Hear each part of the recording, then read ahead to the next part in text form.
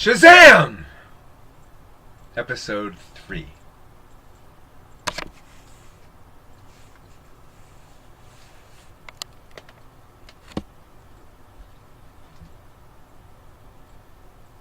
Billy tried to wrestle away from the governess as she held him with tight fists around his arms, snarling at his attempt to get free.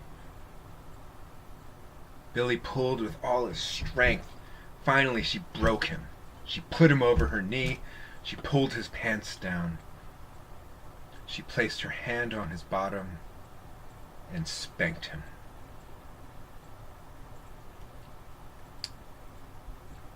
That wasn't too bad, he thought.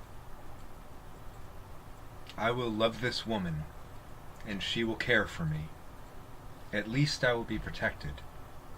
I may be hungry half the time, but I will feel safe. And so it was. Billy was safe, but for a weekly or so spanking for no reason, and he was hungry, but half the time, and that's still twice the time not hungry as he was before. And Billy was happy, and quite a bit relieved. His school grades soared, and his rare B+ was but a fluke. All he needed was stability and direction.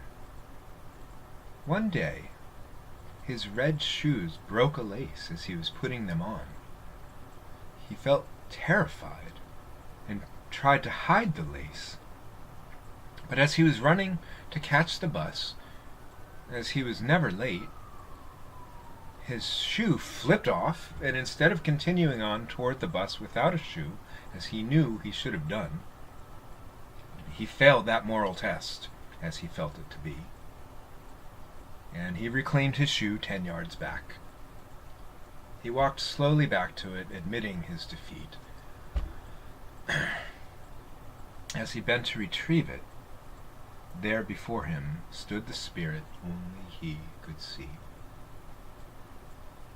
It appeared for a moment, said, "Hello, Billy," and then disappeared, leaving Billy standing alone on the sidewalk, wondering what just happened. Part 3B. Shazzam saw only goodness in Billy, and he looked very hard for any evil. He sought Billy's soul for his divine purpose, and was astonished at what he saw, even Shazzam.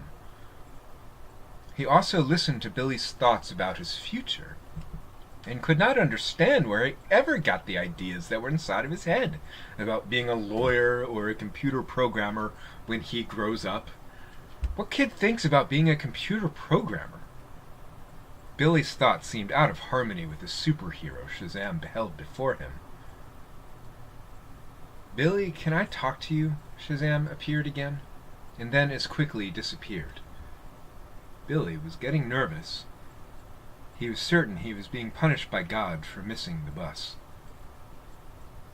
"I see you are quite anxious, but maybe I could help you find your way," Shazzam said, layers of meaning attached to his words that Billy could feel, but not comprehend. Again, Shazzam appeared to Billy's eyes just long enough to speak, and then disappeared. Billy wanted to run. He searched behind him, but there were too many people, and he was afraid they would see this man and punish him. Even still, somewhere inside Billy was waking up with each appearance of Shazzam. Something like a tiger growling in his solar plexus. Something inside Billy wanted to see him, as though his eyes were healed each moment he saw Shazzam. "Have you considered, Billy," Shazzam appeared, "that your purpose here is not what you have been thinking, that it's not what people tell you should be, but that your purpose was given before you were even born, by God?" Billy's mind halted. This was maybe a little too much for him. Shazzam was aware that Billy's mind was cracking, and appeared again to place his hand gently upon his head, and healed Billy's mind. Billy felt calm and awake.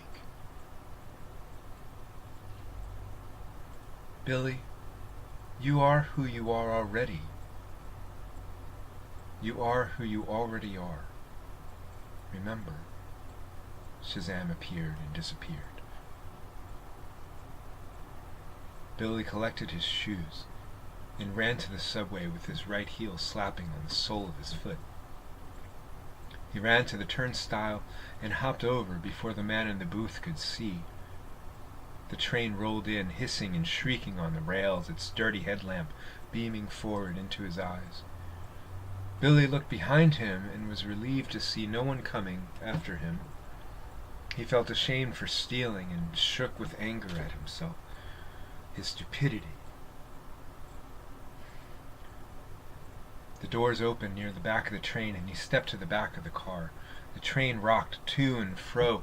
The doors between the car and the rear split open on their own. The fresh breeze cleansed his spirit, and he let the wind feed his smiling face.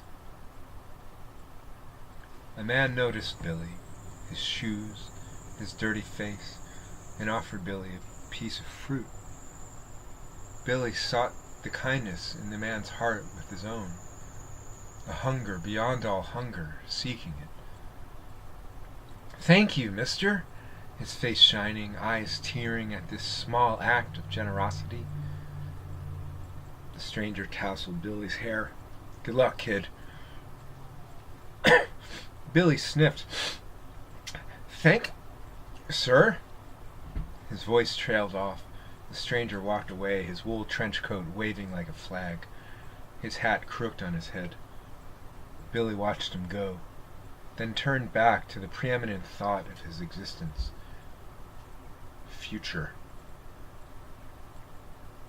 All his anxieties were generated by it. "Thank you, sir." He turned his face upward and whispered to the man in the sky without thinking of what he was doing. As the train bore on northbound, Billy missed his stop several times, and finally he let his thoughts go as they willed. Like a wind, he couldn't resist any longer. The doors between his train and the rear train split open again. There again now was Shazzam, appearing and disappearing. The fire in Billy's belly was getting stronger with each of Shazzam's appearances. Now, instead of wanting to run, he reached to the doors to find him, and they split open again on their own. Shazzam was invisible, but Billy felt him. He felt him as something he wanted, and was promised a long, long time ago. Billy stepped out, and his red sneakers stood powerfully on the platform between the cars. The noise and racket of the rumbling train etched in his ears, and the breeze was somehow sweet. He smiled.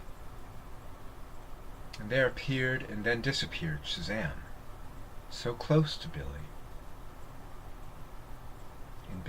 And Shazzam shouted, "It's time!" so loud that Billy's spine shot upward, and before Billy, soft like velvet. So loud that Billy's spine shot upward like lightning, and he was ready, he knew, but for what?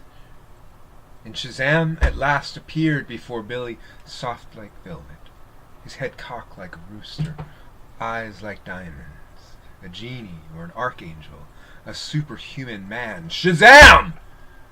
There before Billy he stood, hemorrhaging goodness, a wound of goodness giving forth, like light, the eternal fountain of generosity that Billy's soul had always sought.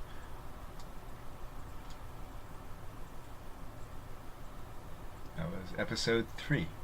Thank you for watching.